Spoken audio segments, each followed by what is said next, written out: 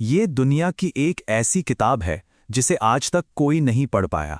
एक ऐसी mysterious book जिसने पिछले 600 सालों से इंसानियत को हरा कर रख दिया है। आज हम एक ऐसे रहस्य की गहराई में उतरने वाले हैं जो इतना भयानक और कॉम्प्लेक्स है कि ये लॉजिक और साइंस के हर एक नियम को तोड़ देता है।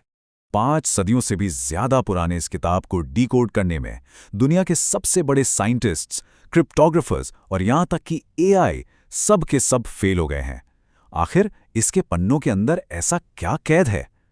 क्या वॉयनेज मैन्युस्क्रिप्ट कोई हिडन साइंटिफिक कोड है, या फिर ह्यूमैनिटी के लिए छोड़ा गया एक फॉरबिडन मैसेज? सदियों से इस अजीबो-गरीब कोडेक्स ने दुनिया के सबसे शातिर दिमागों को तोड़कर रख दिया है। लिंग्विस्टिक्स, बायोलॉजी और क्रिप्टोग्राफी के बारे में हम जो कुछ भी जानते हैं, इस किताब ने उस हर एक सच को चुनौती दी है। ये सिर्फ कोई आम मिस्ट्री नहीं है, ये ह्यूमैनिटी के सबसे महान दिमागों के अहंकार की हार है।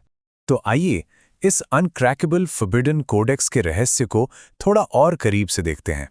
सारी एकेडमिक फ्रस्ट्रेशन को एक तरफ रख के देखें तो इस किताब का वजूद ही अपने आप में एक इम्पॉसिबिलिटी है। इस फिजिकल एनिमल स्किन को देखिए, जिसे वेलम कहते हैं।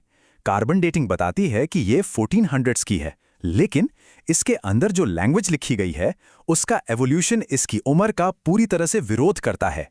एक 15th सेंचुरी के पार्चमेंट पर ऐसी भाषा का होना साइंटिफिकली बिल्कुल असंभव है। और जो बात सच में डरावनी है वो है इसका मैथमेटिक्स। ये टेक्स्ट ज़िफ्स लॉ को परफेक्टली फॉलो करता है। ये एक मैथमेटिकल रूल है जो नेचुरल लैंग्वेजेस में वर्ड्स की फ्रीक्वेंसी को डिफाइन करता है। मतलब इसमें लिखी भाषा कोई रैंडम जिब्रिश नहीं है, ये एक ऑर्गेनिक लैंग्वेज की नकल कर रही है। पर फिर भी इसका सिंटैक्स और ग्रामर पूरी तरह से नामुमकिन लगता है। इस अजीब सिंटैक्स को देखकर रिसर्चर्स इसे लैंग्वेज ऑफ गोस्ट्स यानी भूतों की भाषा कहते हैं, क्योंकि इस भाषा को ट्रांसलेट करने की हर कोशिश हर बार एक साइकोलॉजिकल डेड एंड पर आकर खत्म हो जाती है। दुनिया के टॉप टियर लिंग्विस्ट्स ने नोट किया है कि इसमें सिंटैक्टिकली इम्पॉसिबल पैटर्न्स हैं। इसमें 0 नोन फोनीम्स हैं। इसका मतलब समझ रहे हैं? इसकी आवाज़ें इंसानी भाषाओं से मिलती ही नहीं हैं। ऐसा लगता है जैसे ये स्क्रिप्ट खुद को डिकोड होने से एक्टिवली बचा रही हो, किसी ऐसी इनविजिबल लॉजिक के सहारे जिसे हम देख नहीं सकते। लेकिन जब लगने लगता है कि ये नासमझ आने वाला टेक्स्ट ही इस किताब का सबसे अजीब हिस्सा है, तभी पन्ना पलटने पर एक और झटका लगता है। असली रहस्य तो इसके अगले पन्ने से शुरू होता है, जहां इसकी इलस्ट्रेशंस आपको पूरी तरह से हिलाकर रख देंगी। इन पेनों पर जो ड्रॉ किया गया है वो इस दुनिया की बायोलॉजी है ही नहीं। इन बॉटैनिकल स्केचेस को ध्यान से देखिए। एक रोंगटे खड़े कर देने वाली सच्चाई सामने आती है। इनमें से एक भी पौधा हमारी धरती पर एग्जिस्ट नहीं करता। इन फ्रैंकेनस्टाइन पौधों का बायोलॉजिकल ब्रेकडाउन देखें तो एक प्रजाति की जड़ों को पूरी तरह से अलग फैमिली के पत्तों और फूलों के साथ सीमलेसली जोड़ा गया है। ये कोई नॉर्मल स्केचेस नहीं है, ये नेचर के नियमों के खिलाफ बनाए गए बायोलॉजिकल चिमेराज हैं। अब धरती के किसी भी पहचाने जाने वाले इकोसिस्टम से इनका मैच ना होना एक भयानक सवाल खड़ा करता है। क्या ये किताब किसी ऐसे छिपे हुए लोकलाइज्ड माइक्रोक्लाइमेट की बात कर रही है जो अब हमेशा के लिए खत्म हो चुका है, या फिर ये कंप्लीटली फैब्रिकेटेड एलियन रियलिटी है जिसे किसी ने अपने दिमाग में हैलुसिनेट किया था? कुछ एक्सपर्ट सोचते हैं कि शायद ये सिर्फ एस्थेटिक डिकॉयज हैं, या फिर डॉक्ट्रिन ऑफ सिग्नेचर्स पर बेस्ड फंक्शनल गाइड्स। ये पुराने ज़माने की एक मेडिकल बिलीफ थी जहां पौधे का आकार उसका हीलिंग फंक्शन तय करता था। तो क्या इन ड्राइंग्स को इंटेंशनली 15th सेंचुरी के बॉटनिस्ट्स को गुमराह करने के लिए इतनी बारीकी से डिज़ाइन किया गया था? लेकिन बात यहां भी नहीं रुकती। अगले सेक्शन में ये मैन्युस्क्रिप्ट पूरी तरह से अनएक्सप्लेनेबल हो जाती है, जब ये हमें एलियन मिट्टी से सीधा नॉन एग्जिस्टेंट स्काइज के नक्शे दिखाती है। इसमें ऐसी आकाश गंगाओं की तस्वीरें हैं जिनका हमारे यूनिवर्स से दूर दूर तक कोई लेना देना नहीं। इन सर्कुलर डायग्राम्स को अगर 15th सेंचुरी के स्टार चार्ट्स के साथ क्रॉस रेफरेंस किया जाए तो इनका नॉर्दर्न या सदर्न हेमिस्फीयर्स के स्टार्स के साथ 0 कोरिलेशन निकलता है। इनमें अजीबोगरीब मेटाफॉर्स बने हैं, जैसे कि ये ट्यूबुलर न्यूड्स जो शायद स्टार्स को नहीं बल्कि किसी एंशिएंट एल्केमिकल प्रोसेस को दर्शाते हैं, या शायद ये किसी के खोए हुए मेमोरी पैलेस के नक्शे हैं जिसका लॉजिक अब समय की राख में हमेशा के लिए दफन हो चुका है। और यही वो मोड़ है जहां आकर मॉडर्न साइंस और हमारी सारी एडवांस टेक्नोलॉजी पूरी तरह से फेल हो जाती है। लोगों को लगता है कि आज की एडवांस्ड एआई और सुपर कंप्यूटर्स के ज़माने में एक पुरानी किताब को डिकोड करना कौन सा बड़ा काम है। पर सच्चाई कहीं ज्यादा भयानक है।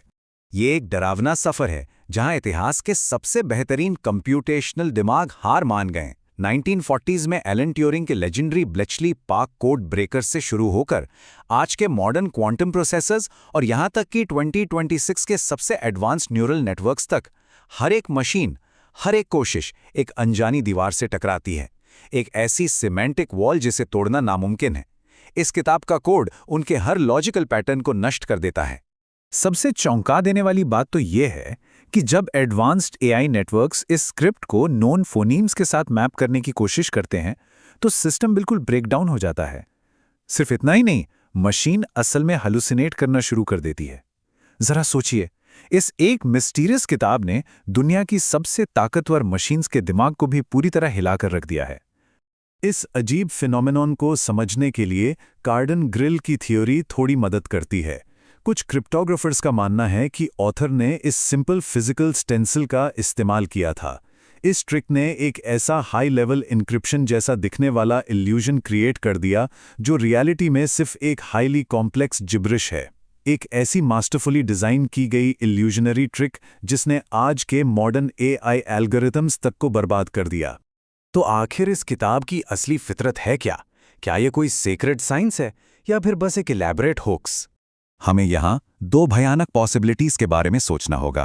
क्या ये सिर्फ एक बड़ा स्कैम था, एक ऐसी चालाकी जो 15वीं सेंचुरी के एम्परर रुडोल्फ सेकंड से एक बड़ी दौलत लूटने के लिए रची गई थी, या फिर क्या ये किसी ऐसी गहन मना की हुई नॉलेज का भंडार है जिसे जानबूझकर आम इंसान की समझ से दूर छुपा कर रखा गया था?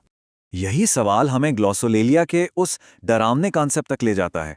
ये थ्योरी कहती है कि ऑथर असल में किसी डिवाइन या एक्स्ट्रा टेरेस्ट्रियल लैंग्वेज को पेपर पर उतार रहा था, एक ऐसी दूसरी दुनिया की लॉजिक जो इंसानी दिमाग के लिए बनाई ही नहीं गई थी, कुछ ऐसा जिसे इंसानों को शायद कभी समझना ही नहीं था।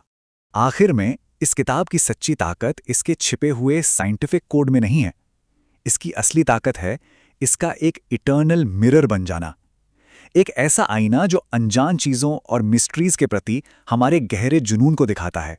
ये किताब हमारी क्यूरियोसिटी को एक हथियार की तरह हमारे ही दिमाग के खिलाफ इस्तेमाल करती है।